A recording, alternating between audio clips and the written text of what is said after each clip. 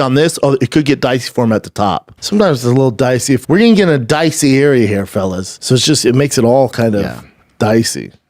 You heard that right. Things are about to get dicey up in here. I haven't made a fight predictions video. Hot freaking second. So this morning, I woke up with a pep in my step, ready to berate Bappa for always being wrong. But what I uncovered has left me shaken and in disbelief. I feel like I just witnessed a solar eclipse because it's not every day that Brenda predicts a fight right. What you'll see in this video may change your perception of who Brendan Schaub is. So sit tight. If you enjoyed this video, please be sure to leave a like and subscribe for more. I've done a fight predictions video before, but in that video, I mainly focused on the big fights that Brenda predicted wrong, so in this video I wanted to change it up. I decided to focus on the last 3 UFC cards, which are UFC 290 to 292, and see how Bappa's fight predictions have played out. I started by looking at Brenda's fight predictions for UFC 290, and before I say anything else, I just want to show my sympathies to the poor soul that has to take a picture of Brendan Schaub for his thumbnails. Like, this dude has made the exact same puckered lips and eyebrow raised face in his last 10 out of 11 videos. I found it so amusing that I used one of those pics for my own thumbnail. Anyways, back to UFC 290. I'll let Brenda's fight predictions just speak for themselves. Jalen Turner, Dan Hooker. I know it's Dan Hooker and has all the experience, but my God, man, this is not a great fight for him. Jalen Turner is a mother trucker, dude. So yeah, I got Jalen Turner, good fight. Dan Hooker's never in a boring fight where he gets, you know, just mollywopped, but God, stylistically tough fucking fight for our boy Dan Hooker. For the winner by split decision, Dan the Hangman Hooker. I had Dan Hooker winning the fight. Definitely did. How about this, the third fight on the card? Robert Whittaker, Duplessis. Yep. There could not be a worse matchup for Duplessis in the middleweight division. To go, hey, Duplessis, you'll get to Izzy, but you got to get through Robert Whittaker first. You might as well just be like, it's never happening. It's just a nightmare for him. An absolute nightmare. I don't see in any facet how he gets it done. Oh, really, dude? Big strikes raining down by the South African. Whittaker covers up. Do you believe it? Bram Moreno, Pantoja, I think Bram Moreno gets it done.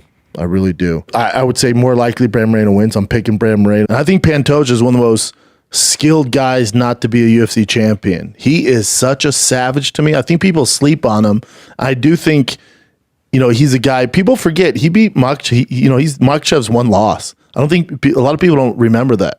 He's the guy that knocked out Makhachev. A lot of people don't remember that because it never happened. This little piece is actually so funny. Brenda literally just saw this tweet made by @DanaIsBlack and took it for fact. No research, no critical thinking of, oh, Pantoja fights at 125 and Makhachev fights at 155. That can't be right. Nope, he took it for straight facts and used it to act like he's so smart and knows everything. And then Bram Moreno, Pantoja, you know who Pantoja beat, right? No. Makhachev knocked him out.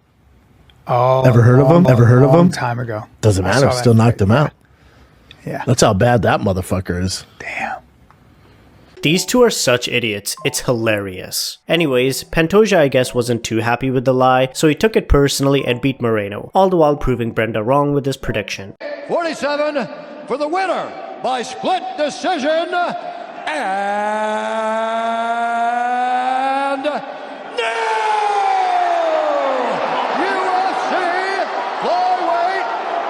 Alex Volkanovski, Yair Rodriguez. I just don't see anybody beat him at 45. oh my goodness.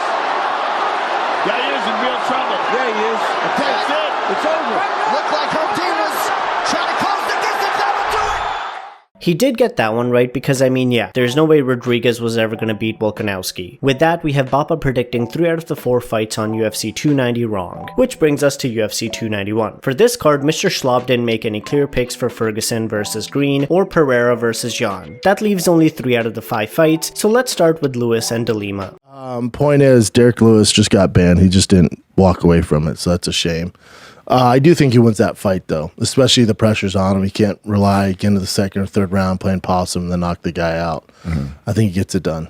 Oh wow, he actually got that right. I assume Kevin Holland's the favorite in that, Chin? Let's check. Minus 145. Yep, it's right there. Okay. I'll take Kevin Holland, though. Right again, B. Then Dustin Poirier, Justin Gaethje, the BMF title. Gun to the head, I would say I could see Poirier winning via submission.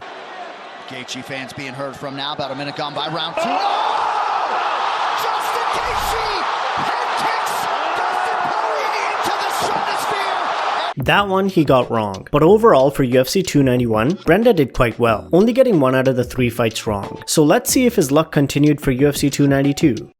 So we can start there. You got Weidman, Brad Tavares. I will take Chris Weidman. I refuse to bet against Chris Weidman, even though I love Brad Tavares. I will take Chris Weidman via TKO. All 3 judges score this contest 30-27 for the winner by unanimous decision, Brad Tavares.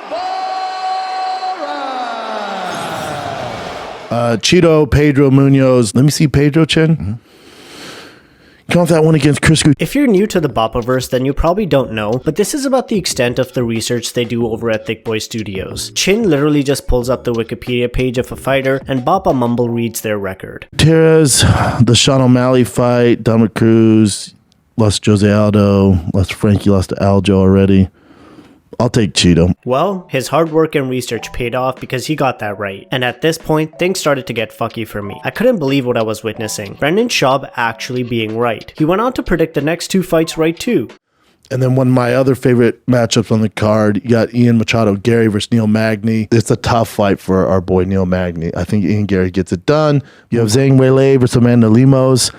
I think Weili is going to be smart. I think she uses her offensive wrestling, gets her down, and I think she gets her out in the first 2 rounds. Then your main event, Aljo versus Sugar Sean O'Malley. You know, I think if Sugar brings his A game, Aljo brings his A game, Aljo's going to win that fight 9 times out of 10. For what it might be like early round 2, Sterling. Aljo's going to win that fight 9 times out of 10.